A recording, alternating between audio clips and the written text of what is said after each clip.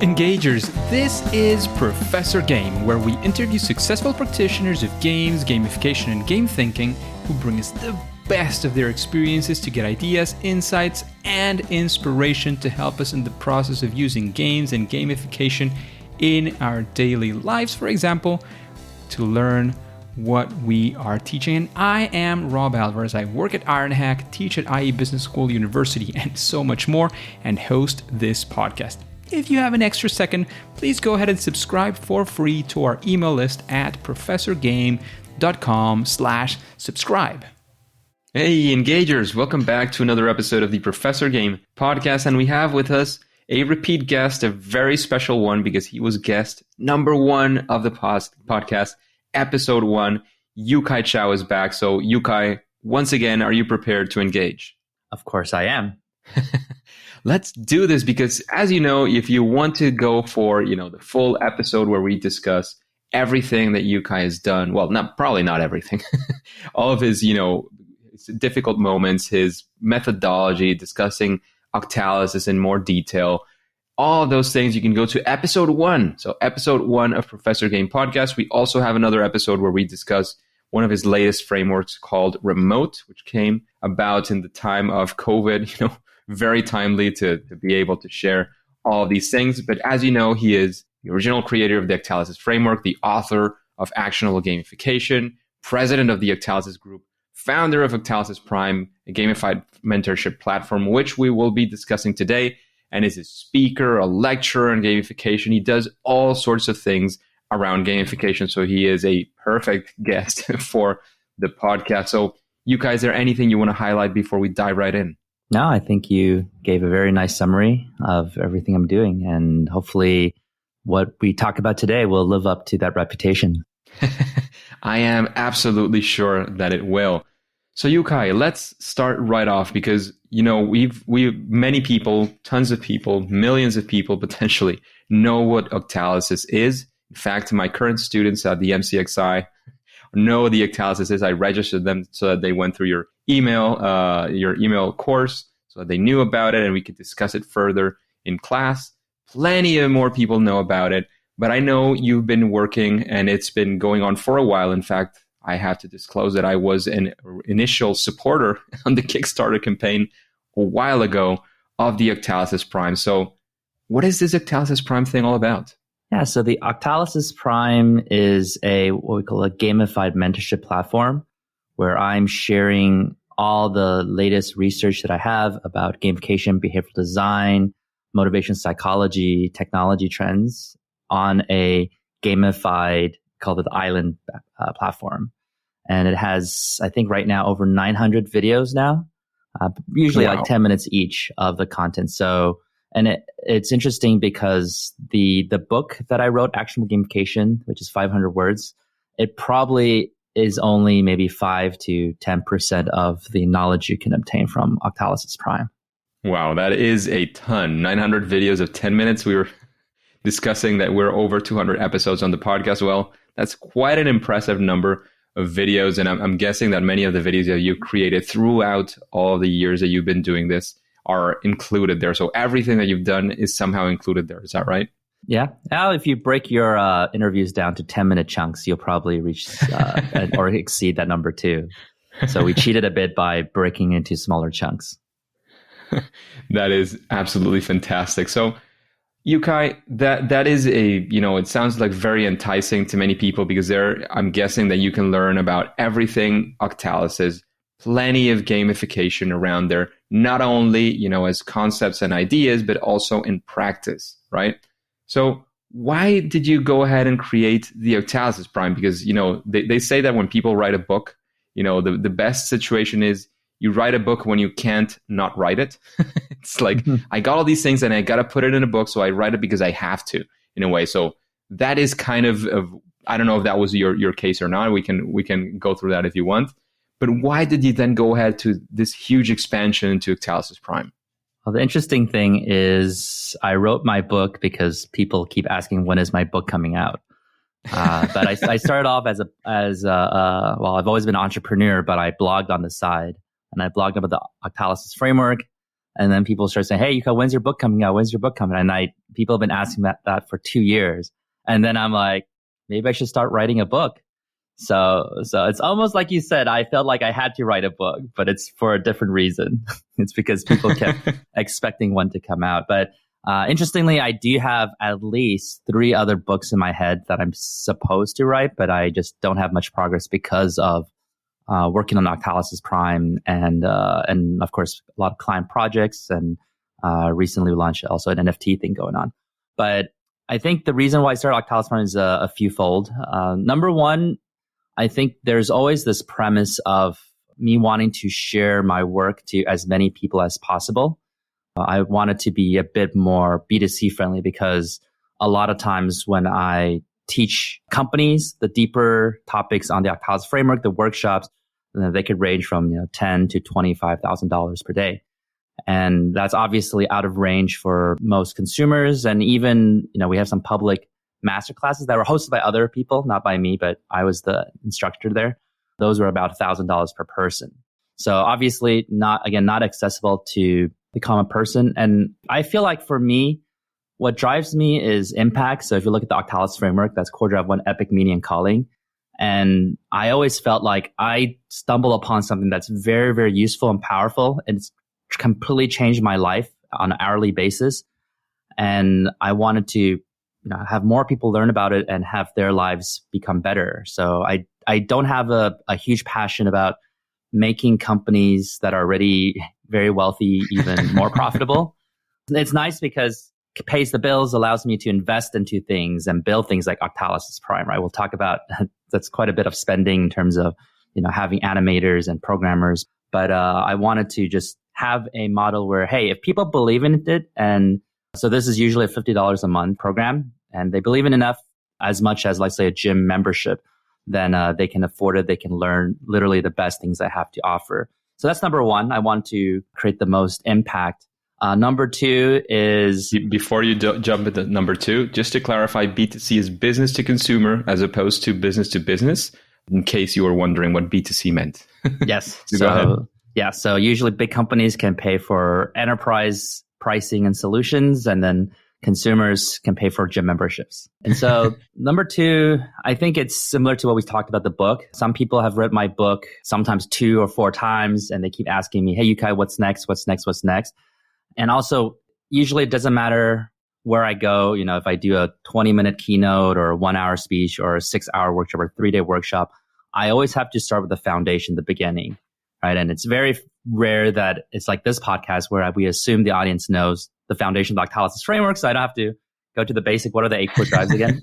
But no matter what, no matter how long, I have to start from the beginning. It's almost like those games where you can't save progress. You just have to. It doesn't matter how far you go. When you restart, you just go from stage 1 again and see how far you can push. And so Mario. I wanted to have this longer term journey. It's like you continue to learn the best and greatest things, and that allows me to share my latest research, right? Things that are modern. For instance, my work on Game Loop. I think that's one of the most important research that I've done since my book was published. So all these things I wanted in my Octalysis Prime platform. It's like a evergreen, ongoing journey. And then there's also this Core Drive 3, empowerment of creativity and feedback thing, where I design a lot of solutions for clients, and some of them are very impactful. We calculated that we've impacted over 1 billion unique users in the past.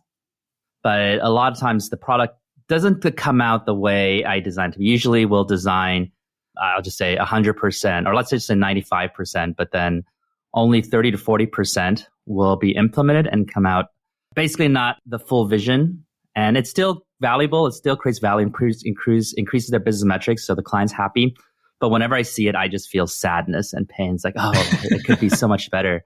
So Octalysis Prime also is my own expression of creativity, saying, well, I'm just going to create it myself and do what's fun and see what works. So we can, if you want, we can talk about why does it have, I believe, the world's most advanced leaderboard system in it. And it's also like a sandbox. Like I test different theories, whatnot. And one of the really cool things about Octalysis Prime is it allows people to experience those game techniques, those core drives in gamification, as opposed to read about it. Because there are people, for instance, they read my book and there's some kind of business executives that don't play games, and they might think, I can see how gamers would fall for the scarcity thing, but yeah, of course, I'm not a gamer. I wouldn't fall for it.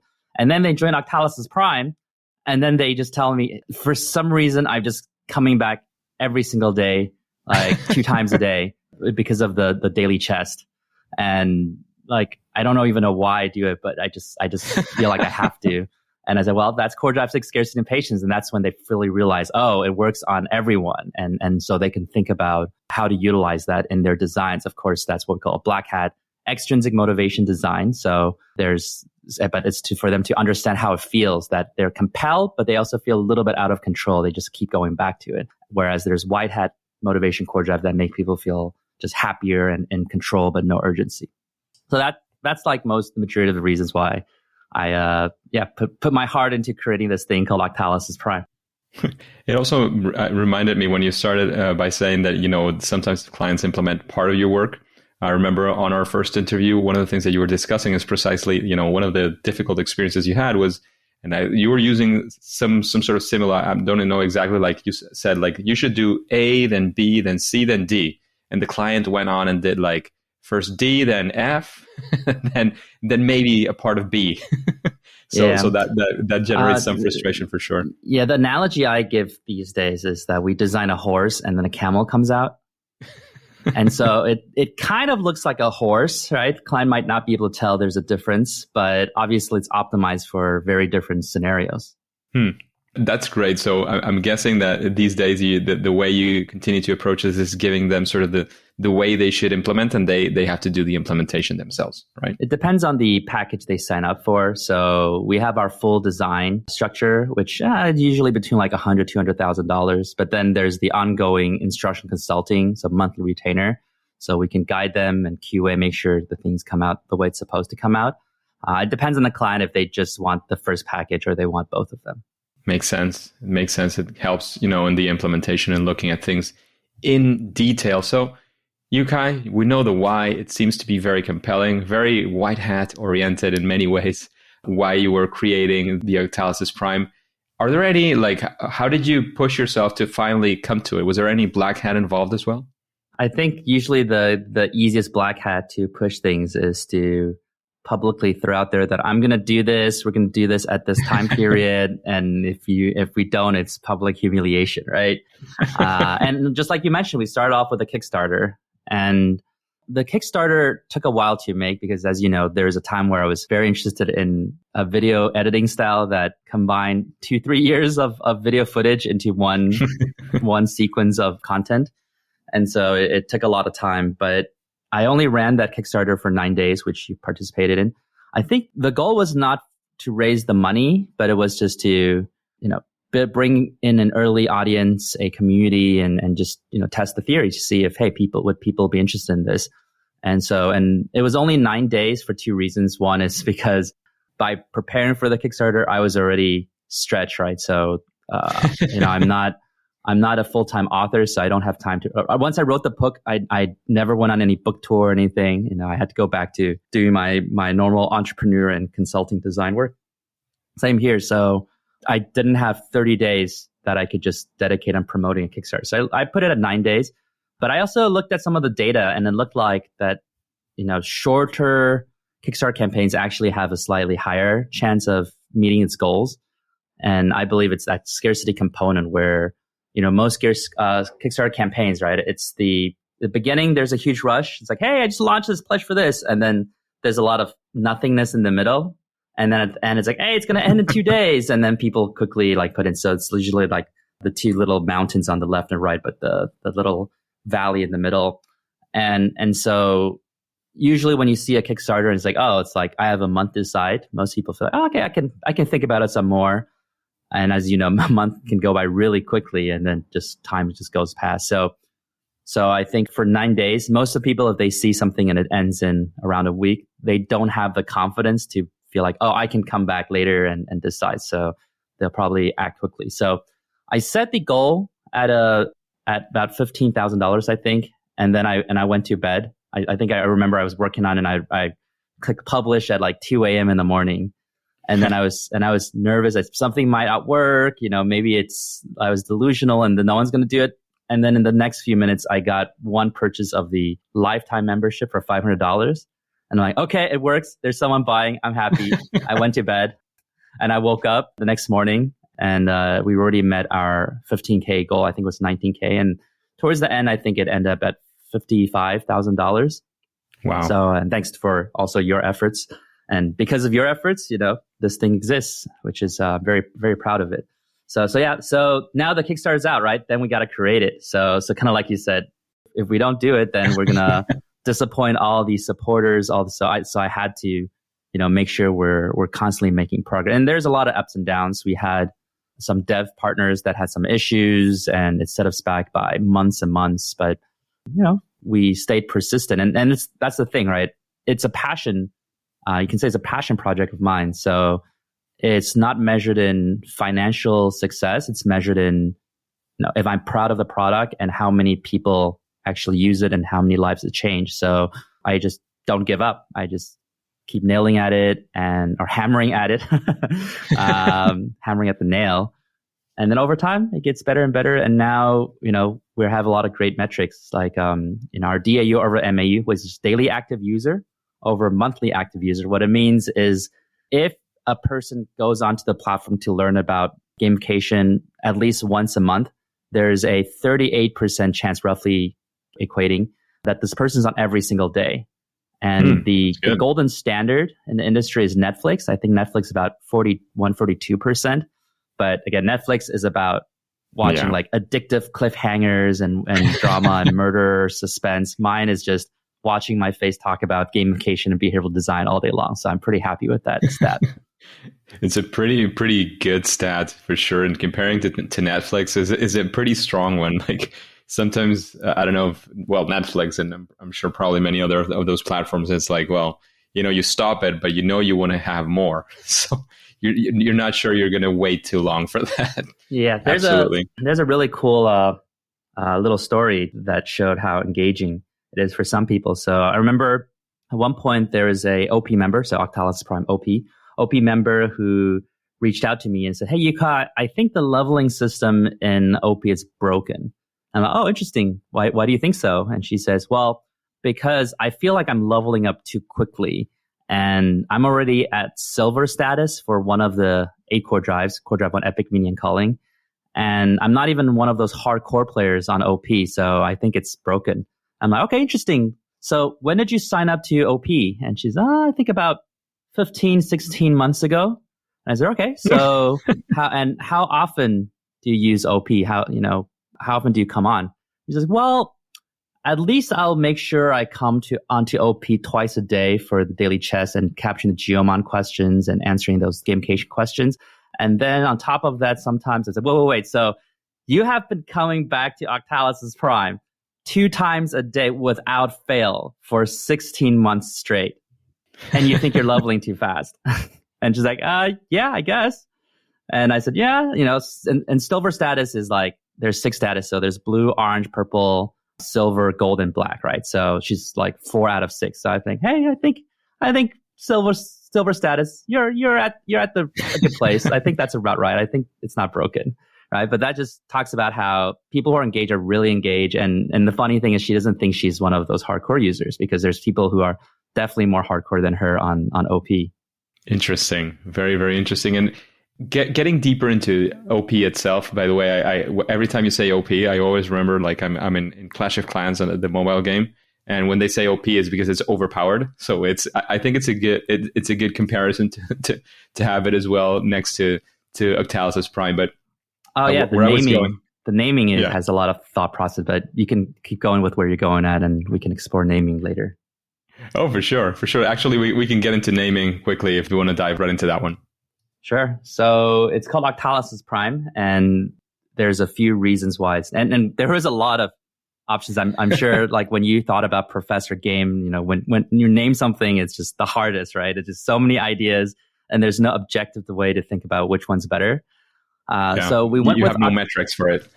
So we went with Octalysis Prime for a few reasons. Number one, the word prime suggested people that it is a premium program, and they come in with expectations that if you want the best stuff, it is a paid program, because a lot of people expect free things on the internet, right? So we wanted to anchor that very quickly and clearly so there's no surprises. Number two, it sounds like Optimus Prime, which is the Transformer main character robot that most people love. So it is like a cool cognitive ease or emotional association component. And then, as you mentioned, it abbreviates to OP, which in the gaming world stands for overpowered. And so we often say like, we have this brand about how to do OP interviews, right? How to do OP resumes or how to do OP presentations. So it has a double meaning. It's like how to do it the Octalysis Prime way, but it's also overpowered. So that's the thought process we had for naming. Nice. So that there was plenty of I'm sure there was plenty of thought, but there's plenty of reasons as well as to why that was a good choice, it seems. So getting into exactly Octalysis Prime, like why? Of course, there is plenty of reasons for you to create it. One of them is that people were requesting what is the next step as far as Octalysis, reading your book, reading perhaps your materials on the blog as well to expound a bit upon that. Why would somebody like register into Octalysis Prime? What is the experience that they will get beyond it, of course, being gamified and learning further on the core drives, which I'm guessing you would make sure that are expanded upon? Like, why would they be there? Like, what are the elements? So there's the results-oriented answer and the experience-oriented answer. Let me talk about the results-oriented first, because you're like, why would people sign up? They don't sign up because of the experience. They sign up for the results, and they stay and fall in love with the experience. So for the results-oriented answer is that I believe, at least from an Octalysis gamification standpoint, it is by far the most advanced place to learn about this stuff. And in the island, I'll regularly call Octalysis Prime the island, there's a variety. I think besides the 900 videos, there's the weekly life coaching sessions where I talk to OP members live, answer their questions. Some of them literally show me their spreadsheets or their work or even apology letters that they're writing. And I just help them improve them through the 8 core drive knowledge. And as you know, companies usually pay a pretty hefty price for that level of consulting, but I'm making myself available like office hours to help members. So that's valuable. We host design challenges. So I always believe that, a great student can regurgitate everything that's taught, but an expert can apply it to any new scenario that's never seen before. So we host design challenges and OP members can apply that knowledge to do our 5-step design process and test their skills, and they get feedback, whatnot. And interestingly, so my consulting company, the Octalysis Group, right? And like I said, we do consulting design for clients. The projects we do, we charge $100,000, $200,000 each. 70 or 80% of the people we recruited in the company are from Octalysis Prime. And that's not a bias, like we purposely choose these people. It's because we also recruit through these design challenges. And it just turns out that the OP members are the best trained people and they know the knowledge the best. They apply the 8 core drives, they do the strategy dashboard. And so we end up recruiting them the most.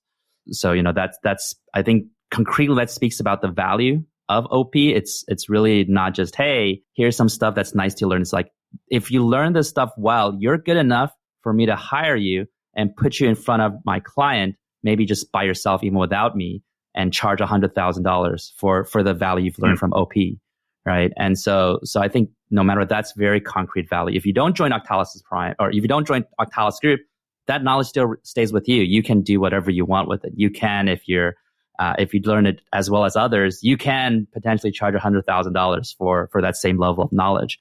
Yeah, and in fact, remember I said, I host these workshops and master classes that people pay thousands of dollars. I literally just put them in Octalysis Prime. So all of that stuff, thousands of dollars that you pay elsewhere is, including that $50 a month membership. Yeah, and sometimes I'm a little bit afraid that clients will just see that and be like, oh, why are we paying for all this consulting when we can just sign up for OP for $50 a month? We could be saving $100,000 or whatever, right? Or $20,000 a month, whatever. So sometimes I'm a little worried about that, but I do feel like that has happened before. Like someone just wanted to hire us, but then saw OP and they just did OP. But again, it's a passion project, right? It's the impact I want in the world. So I feel like it is worth that sacrifice as long as people are learning. So again, that's the concrete value I think people can get out of it. It's literally what I believe is the best thing I can offer to elevate people's lives using this knowledge that I've accumulated through my life. Now the experience part, that's the fun thing. So I talk about it being an island, right? So you go onto this island and there's a variety of things do, but the core activity is to watch videos. Each video, there are 8 core drives assigned to it. So depending on the content. So some core drives teach you more about epic meaning and calling, core drive 1, some about core drive 7, unpredictable curiosity. As you watch these videos, you will level up your variety of core drives. And as you level them up, you'll unlock specific powers based on those core drives. So let's say every day you go on, you can open a daily chess, once a day. But then if you level up your core drive 7, unpredictability and curiosity, that allows you to play the mystery box game more. So you can open it twice a day as opposed to once a day. And if you level up your core drive for ownership and possession, you get 40% more Chou coins when you open the chest. So these are synergetic power-ups, right? You open more, and you get more per chest. And then later on, if you level up your core drive for ownership possession even more, you get this power called compound interest, which is the Chou coins you don't spend. Every 2 weeks, it generates 5% more. And now it creates a bit of strategy. Some people's like, oh, should I spend coins to buy potions or to level up faster or get money faster? Or should I just keep it in my bank so I can accumulate compound interest? And, there's also a core drive 1 epic meaning and calling power up called Playboy Philanthropist, which is, it's an on and on button. If you turn it on, basically your compound interest that generates every 2 weeks, you can say 10% of it goes to all the other members in the island. So you're donating that. So that's just one mechanic with the chest, right? And there's the other thing that everyone loves, which is capturing Geomon. So back in the day, and I write about this in my book, there's this game called Geomon, and it's kind of like Pokemon Go. Like 5 years before Pokemon Go, there's a bunch of monsters you can capture depending on the location, etc. And that company got bought by Yahoo, and Yahoo acquired their team, and the CEO retained the IP. I was an advisor for the company, so the CEO said, yeah, I can use that IP.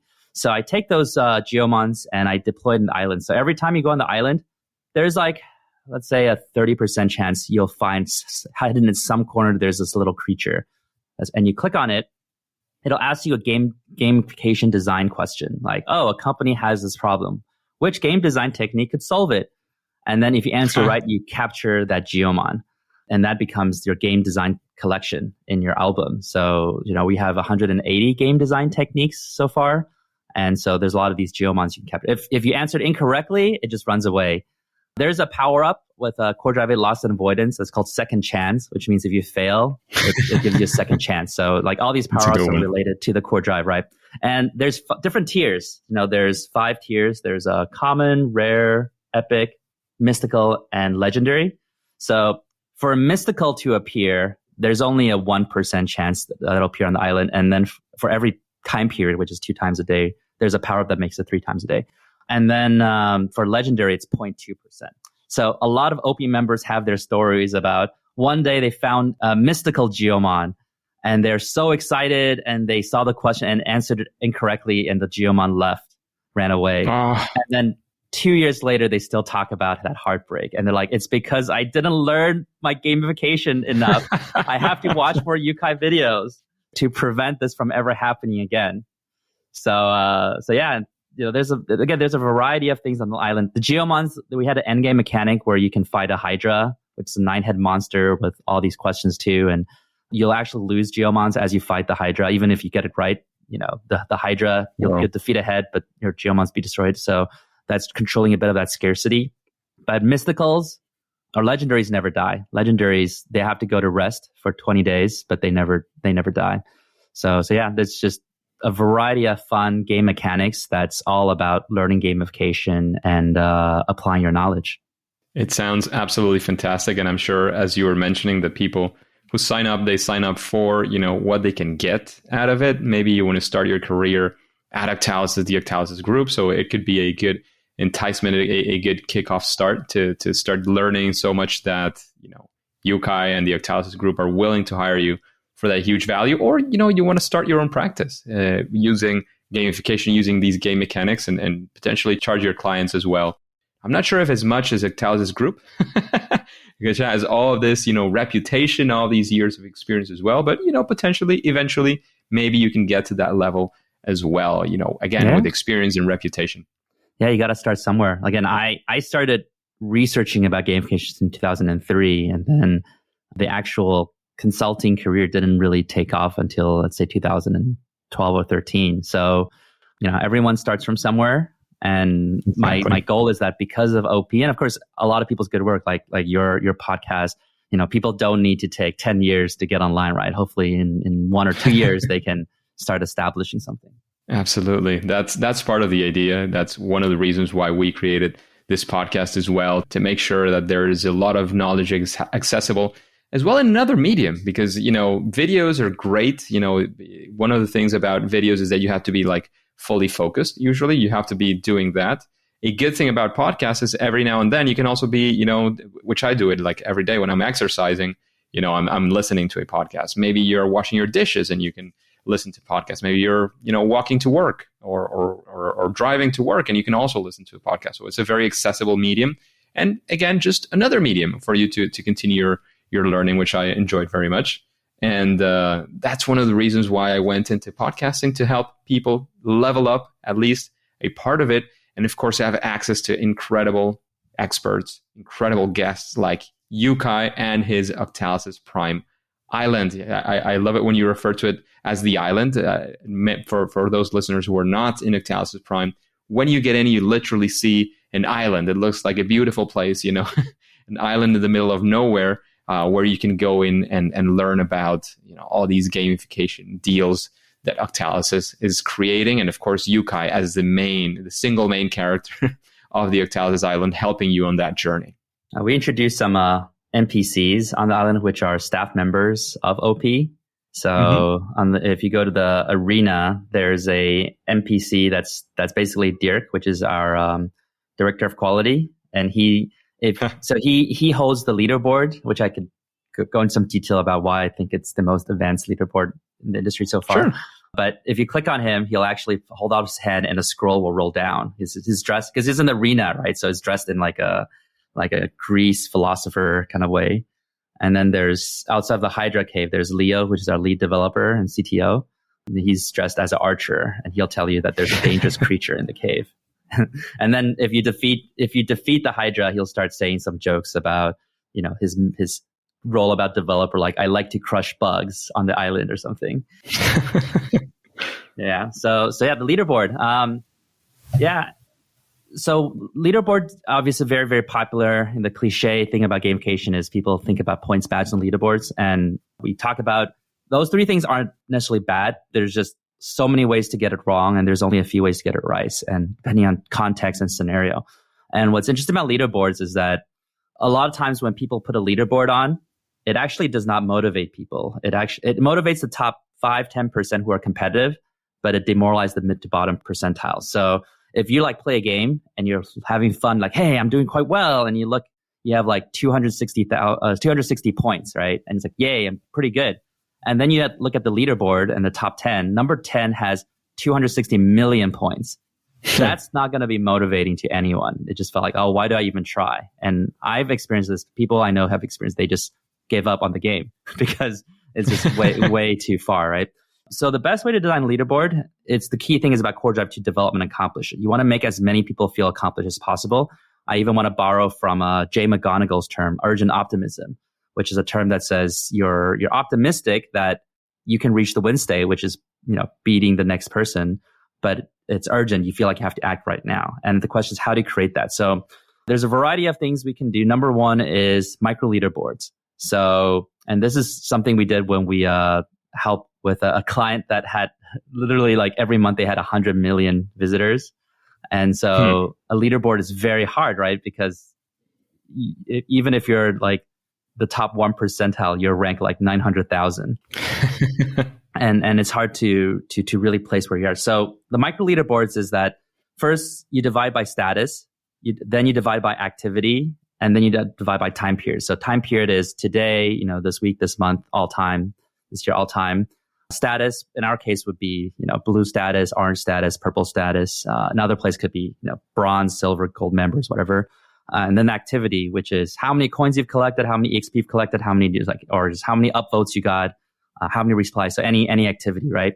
So when you break it to that specific leaderboard, there's I think there's over 90 little variations of these leaderboards. So that if you tried hard to push on something, you could at least be, the best person that captures Geomons among the orange status people today, right? And you can take a screenshot of that and show that, hey, look, I'm top 10 for something.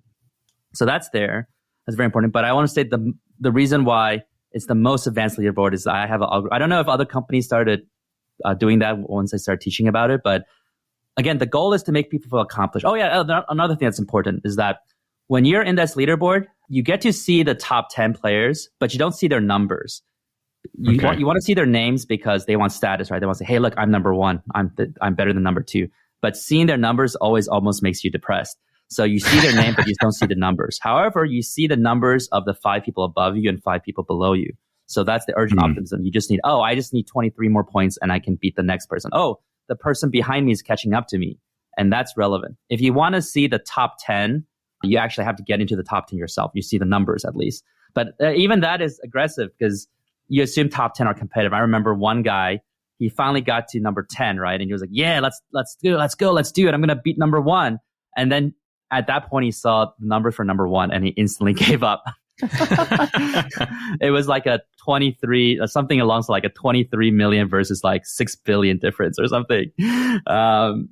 Yeah. So the key is that you only want to see what's actionable to you. Okay. So that's another thing. The last component I'll talk about is that, again, the idea is you want people to feel accomplished as much as possible. And so we have an algorithm that actually calculates which micro leaderboard that you'll be ranked the best on. So whenever you click on the leaderboard, it's not going to first show you the all-time top 10 people that make you feel sad. It's going to show, hey, the first thing shows that, hey, you're number 3 in, among silver status members on Chou Coin's collection for this month. And people are like, oh, wow, I didn't even know I'm on this. I'm like number 3 on this leaderboard. That's really cool. So the goal is that every time you click on leaderboard, you actually feel happy about yourself. You feel accomplished. And then if you want to like maneuver to other places to look at the all-time people and feel sad, that's up to you. But we want to make sure that when you press that leaderboard, it tells you why you're a leader. Where you're doing great because you are great. Basically, that's I'm guessing part of the message you're trying to send there. Yeah.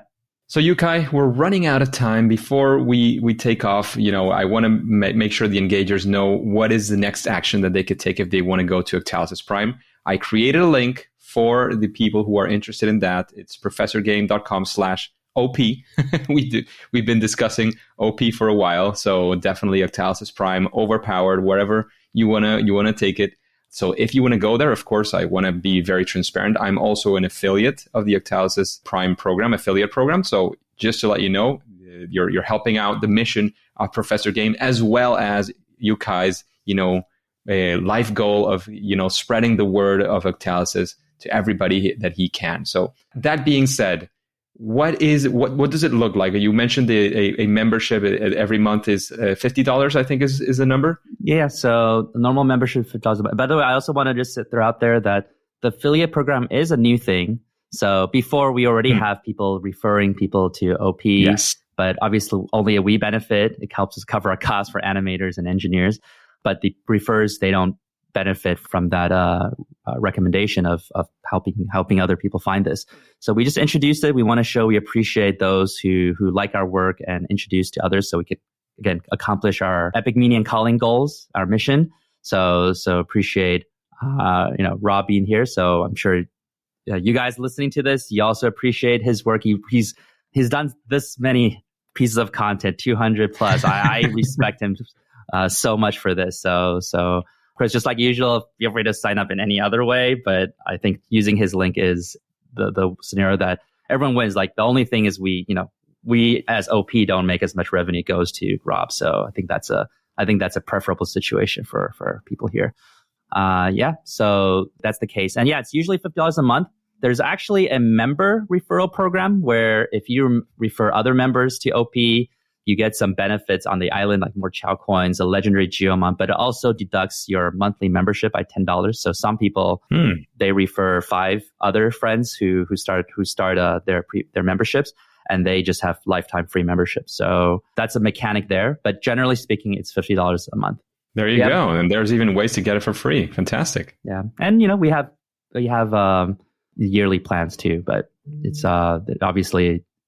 Actually, yearly is a bit more white hat because it's cheaper per month, but also you feel like, hey, if I'm busy these 1-2 months, when you're doing monthly, you feel like, oh, I just wasted, that month I didn't get anything. But for a yearly plan, of course, from our side, it's more easily to predict our revenue. But I think from the learner side, the student side, it's good because they feel like they can learn at their own pace. They don't feel guilty if they aren't on for a month or two, because they basically those few months that they're on are free because, they save money from the yearly plan. So people can log in and register and spend, all these months, maybe can they pause their membership and come back 1-2 months later? Is that possible? Yeah, we do have a pausing feature. Fantastic. That's great. So thanks again, Yukai, for all of the work that you do in gamification, for the Octalysis Prime. One quick thing to throw out there is, we also are quite liberal in terms of refunds because I don't believe in collecting any money if I'm not creating excessive value. So we have had people who said, hey, Yukai, I signed up. I loved it at the beginning and then I got really busy. I haven't used it for 4 months. Can I cancel until I'm available? And is it possible I get this refund for 4 months? And we looked at the record. It's true. He hasn't logged in for 4 months. We refunded him $200. So I don't think any gym membership in this world will allow you to do that. But that's, we're really here to try to make people's lives better, not to snatch up people's money as much as we can. So I think I have a reputation out there. So I think if you're interested, you can move ahead with confidence. Definitely. There's a lot of confidence behind that. There is a big reputation, and wow, I didn't expect that kind of way of approaching this, but it is absolutely fantastic. It's not even, I didn't like it, so I just want to jump out and get my money back. It's, I didn't use it for 4 months. Let me get that back, and I'll probably re-sign up again in a while to continue my learning, my experience there, and being completely honest and transparent about it. That is absolutely great. So thanks for that as well, Yukai. It seems like you're out there to make good and to help people turn on their engine of gamification and do all the great things in this world. However, after mentioning this, letting people know that they can sign up, as you mentioned, through our link on professorgame.com/OP, so Octalysis Prime, professorgame.com/OP, they can be helping us, or they can go directly to the Octalysis Prime Island as well. That is absolutely great. Completely recommend it. I completely refer anybody who would be interested in knowing more about your work would definitely be going there. And I really enjoyed this conversation. I think there is a lot of value, a lot of, explicit and implicit things that you can take from this. So from all the ideas, the concept that Yukai is using on the Octalysis Prime Island and how he came up to it. However, at least for now and for today, it is time to say that it's game over. Game over, man. Engagers, it is fantastic to have you around, and thank you for listening to the Professor Game podcast. If you want more interviews with incredible guests like our very own Yukai, then go to professorgame.com/subscribe and get started on our email list for free. That way we can be in contact and you will be the first to know of any opportunities like Octalysis Prime that we mentioned today that Professor Game might have for you. And remember, before going on to your next mission, before clicking continue, if you haven't, remember to subscribe or follow absolutely for free using your favorite podcast app and listen to the next episode of Professor Game. See you there.